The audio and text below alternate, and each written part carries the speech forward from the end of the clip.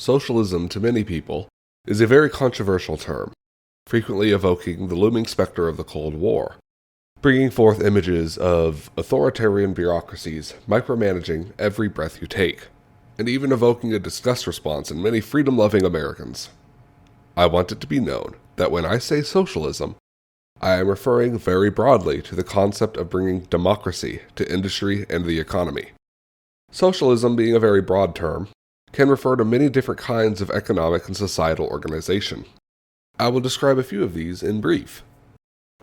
Market socialism describes a system which, in many ways, is very similar to what we live in now. Companies compete for market share, and individuals or groups of individuals can, with some paperwork and funding, start their own companies. The fundamental change is that all companies would be partially controlled by every worker in the company, to a certain degree. Company policies are determined democratically, or by elected executives. The profits of these companies are distributed democratically by the members of the company, instead of being dictated by an owner. The specifics would vary by jurisdiction, just as business regulations currently do. The most convincing argument for market socialism is that it can be done as a gradual transition without the complete upheaval of our existing capitalist system.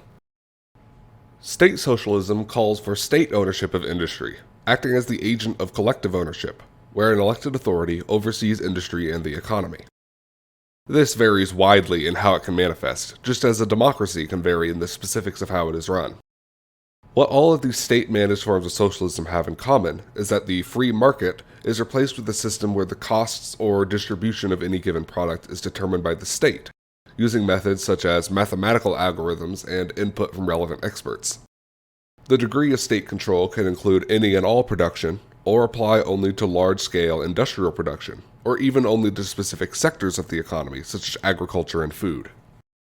There are some who believe that any form of socialism that includes elements of electoral democracy is fake socialism and indistinguishable from liberal capitalism or even fascism.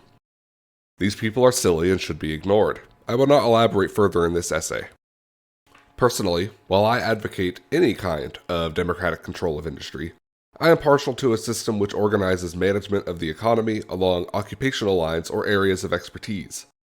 The foremost experts of a given field would be elected by those that work within that field, to administrate their area of expertise within the economy, and collaborate with other elected officials to determine state policy. An older idea that has conceptual similarities is called guild socialism, with a more modern term being technocratic socialism, technocracy referring to government by technical experts.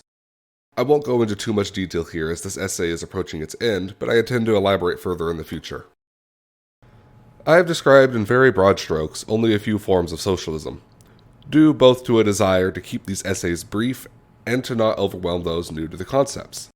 I hope this has improved some people's understanding, and in the future, I will be going into further detail about these different concepts and philosophies, and exploring scenarios to illustrate strengths and potential problems of these different systems.